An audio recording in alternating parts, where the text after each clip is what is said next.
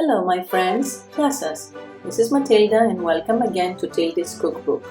With today's recipe we're also going to make a small visual tour of Genoa, the beautiful city in the northwestern part of Italy, the birth city of Niccolò Pagannini, the world's famous violinist, as well as the birth country of Christofor Columbus. In this city, which is full of monumental palazzi, the visitor is surrounded in every step by a magnificent architecture, historically and culturally unique sculptures, paintings, and mosaics. It is breathtaking how the ancient intervenes so beautifully with the modern in every aspect of daily life. The little streets are full of people strolling around, clothes are hanging from the windows, the open markets are full of fresh vegetables and fruits. The bakeries, the little stores with local products are attracting the visitor's attention almost constantly. There, in one of these palazzi, I had the opportunity to participate in a cooking class with Creative Hunger, where we were taught how to make the original pesto di pra. Our chef Mario and Cristina gave us an experience that I will personally carry in my memories for life. Using this unique kind of basilico di pra, let's get started. I'm going to use a good handful of basil leaves, and I'm lucky enough to have the original di pra, but you can use any kind. Half tablespoons of pine nuts, 2 tablespoons of parmesan and 1 tablespoon of pecorino cheese, 1 small clove of garlic, according to taste, as much as you want to, some coarse salt, again according to taste, and I used 1.5 tablespoons of extra virgin olive oil. I'm going to use my mortar and pestle to show you the original recipe, but you can use equally your blender. Okay, first of all, I'm going to put my garlic. I'm only using half of it. I'm going to smash it.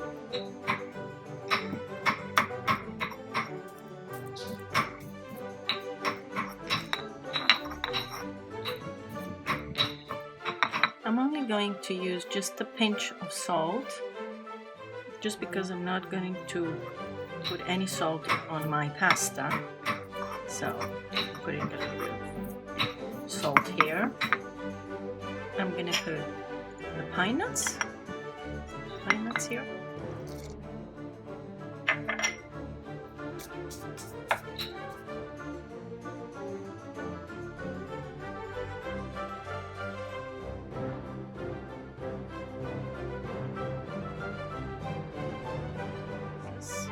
I'll now put my basil. I've taken some good leaves of basil. And what you need to know is that the basil has to be completely dry. You don't want any water or any, let's say, humidity on the leaves.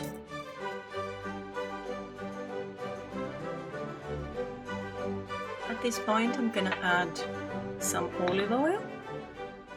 I have 1.5 tablespoons here. I'm using just a little bit at first, and then in the meantime I'll see how it goes.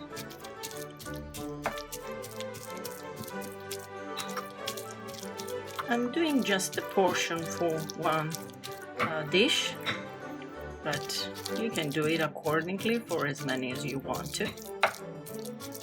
And of course always according to taste. And now I'm gonna put my Parmesan cheese.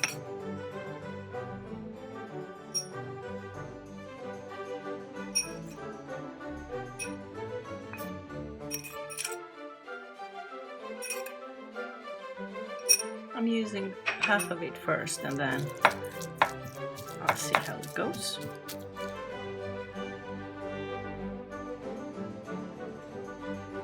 This is a small mortar and it's a bit difficult to work with it, but if you have a bigger one, it's always best. There. It starts looking like pesto. Definitely smells like it.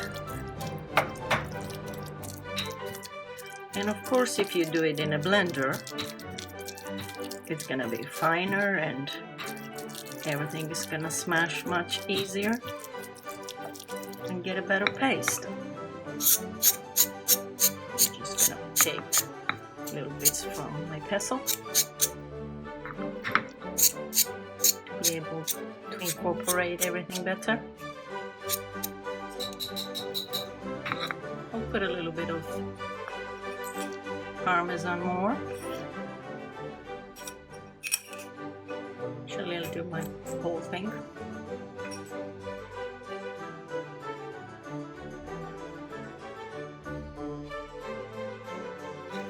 And I'll use some extra olive oil. I'll put the rest, because this is what is going to grease my pasta as well.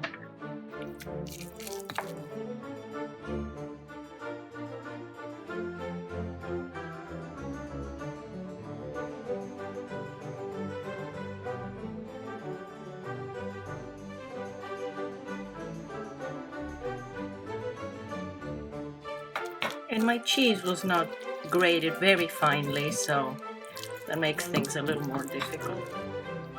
And at this point, I'm going to taste it a little bit to make sure that it tastes good before I'm ready to put it onto my food. Just take a little bit. It tastes yummy. So this is what it is. Let me show you. This is my pesto, and I'm ready to put it on my fresh boiled pasta. I just put some freshly cooked pasta, tagliatelle, and I'm ready to pour in my pesto.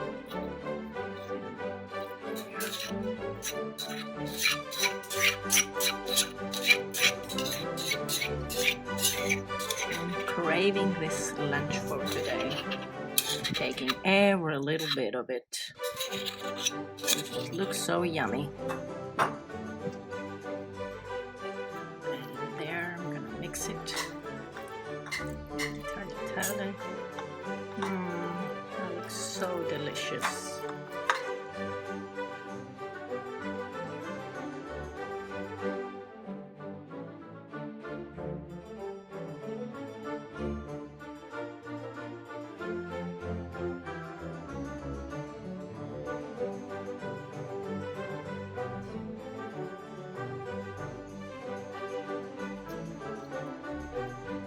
And this is my plate.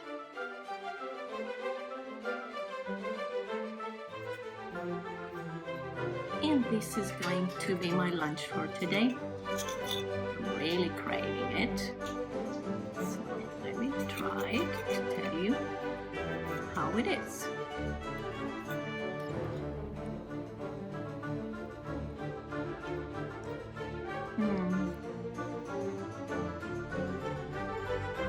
It's really yummy.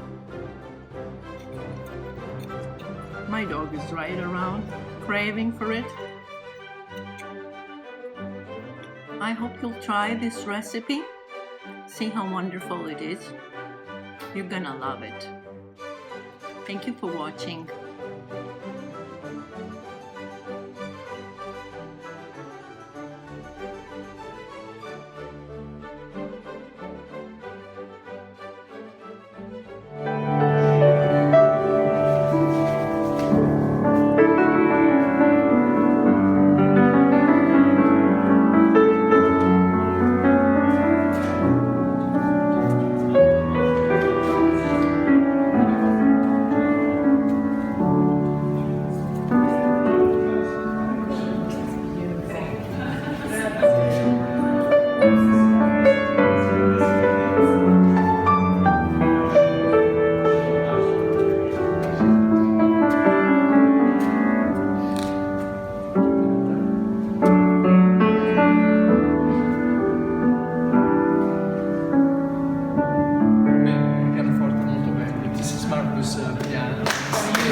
so much.